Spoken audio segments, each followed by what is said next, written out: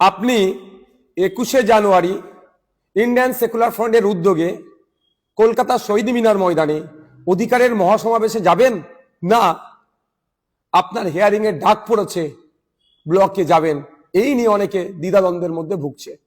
আমাদের অনেক নেতৃত্ব জানিয়েছে এবং অনেক সাধারণ মানুষ ফোন করে বলছে, ভাইজান কি করব, 21 তারিখেই আমাদের আপনার হিয়ারিং এর ডাক পড়েছে। আমি আপনাদের জানিয়ে দিই, আপনার নির্দ্বিধায়, কোনো ভয়ের দরকার নাই, 21শে জানুয়ারি কলকাতা শহীদ মিনারে আমাদের ডাকে যে অধিকারের মহাসমাবেশ হচ্ছে ওখানে উপস্থিত হন। আর আপনারা কি করবেন, তাহলে একটা চিঠি তৈরি করুন। চিঠিটা আপনার ব্লকের যিনি ইআরও আছে, ইলেকট্রাল রেজিস্ট্রেশন অফিসার, তারকে দিন। সেই চিঠির নমুনা এই ভিডিওর কমেন্ট বক্সে দেওয়া হচ্ছে। তারপরও আমি একটা ছোট্ট করে দেখিয়ে দিই, বুঝতে পারবেন চিঠিটা কি, কিভাবে লিখবেন। প্রতি মাননীয় বা মাননীয়া ইআরও আপনার বিধানসভার নাম লিখে অমুক বিধানসভা, তারপরে আপনার জেলার নাম দেবেন, তারপরে কি দেবে বিষয়, শুনানির দিন পরিবর্তনের আবেদন, তারপরে মহাশয় মহাশয়া, মহাশয় পুরুষের জন্য মহাশয়, মহিলার জন্য মহাশয়টা দিলেন, আপনার নাম দেবেন, পিতার নাম দেবেন, পুরো ঠিকানা লিখবেন। তারপরে আপনাকে যে নোটিশটা গিয়েছে, নোটিশটা ধরে বাম দিকের মাথায় এমন জায়গায় দেবেন, নোটিশে লেখা আছে, নোটিশ নাম্বার দেওয়া আছে, ওই নোটিশ নাম্বারটা বসালেন। তারপরে কি লিখবেন, আপনার পক্ষ থেকে 21শে জানুয়ারি 2026 আপনার দপ্তরে এসআইআর বিষয়ে, এই গ্যাপটা এসআইআর, আপনার এসআইআর এর যে কি কারণ আপনাকে নোটিশ ইস্যু করেছে, যে কারণটা আছে সেটা উল্লেখ করবেন। উল্লেখ করার পরে শুনানির জন্য নোটিশ পেয়েছেন, শুনানির জন্য নোটিশ পেয়েছেন, আপনাকে বিশেষভাবে অনুরোধ করছি 21শে জানুয়ারি 2026 বুধবার অনেক আগে থেকেই আমার একটি গুরুত্বপূর্ণ অন্যত্র প্রোগ্রাম রয়েছে।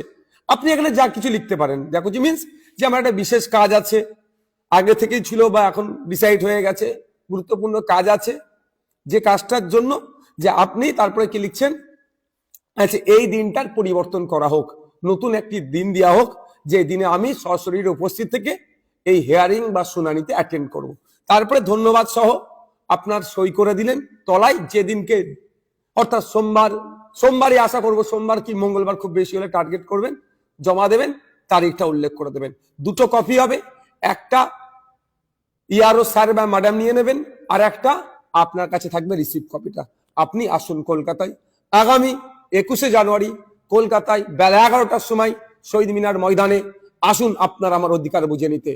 ফেক এসটি/এসসি সার্টিফিকেটের নামে যেভাবে প্রকৃত এসটি/এসসিরা বঞ্চিত হচ্ছে, এই হয়রানি বন্ধের জন্য নতুন ওবিসি সার্টিফিকেট দিয়ে মমতা ব্যানার্জি যেভাবে মুসলিম সম্প্রদায়ের সাথে দ্বিচারিতা করছে, বৈষম্য করছে, এটা বন্ধের জন্য, ওয়াকফ সংশোধনী আইন প্রত্যাহারের জন্য, আর সর্বোপরি এসআইআর এর নামে রাজ্য জুড়ে যেভাবে অহেতুক ভোটারদেরকে হয়রানি আতঙ্কিত করা হচ্ছে, এটা বন্ধের জন্য, এবং সাথে সাথে স্কুল সহ মাদ্রাসা শিক্ষা প্রতিষ্ঠানগুলো শিক্ষক শূন্য অবস্থায় চলছে, পর্যাপ্ত পরিমাণে শিক্ষকদের শিক্ষার পরিবেশ করিয়ে নিয়ে আসা হোক, এবং যে নয়া শ্রম কোড নিয়ে এসে কেন্দ্রের বিজেপি সরকার শ্রমজীবী মানুষদেরকে শোষণ করছে, সেটা বন্ধের জন্য, এবং যে শিক্ষিত বেকার যুবকদের হাতে কাজ তুলে দেওয়ার লক্ষ্যে এই ধরনের 10টা পয়েন্টের উপরে সব আরো পয়েন্টে আলোচনা হবে।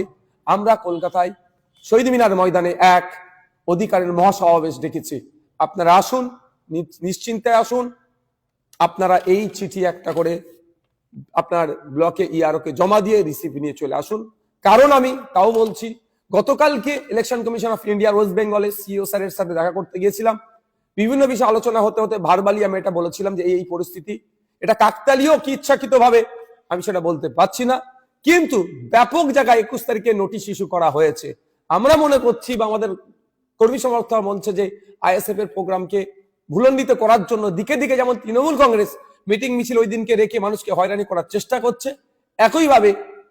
একইভাবে এই নোটিশ ইস্যু করে মানুষের যাতে না আসতে পারে সেই রাস্তা বন্ধ করার চেষ্টা করছে। তারপরেও সিইও স্যারের সাথে কথা বলেছি, তিনি জানিয়েছেন এই ধরনের অ্যাপ্লিকেশন করলে, চিঠি লিখে জমা করলে প্রত্যেককে অল্টারনেটিভ ডেট দেওয়া হবে। সুতরাং আপনারা নির্দ্বিধায় আগামী 21শে জানুয়ারি কলকাতার শহীদ মিনার ময়দানে অধিকার সমাবেশে বেলা 11টার মধ্যে উপস্থিত হবেন।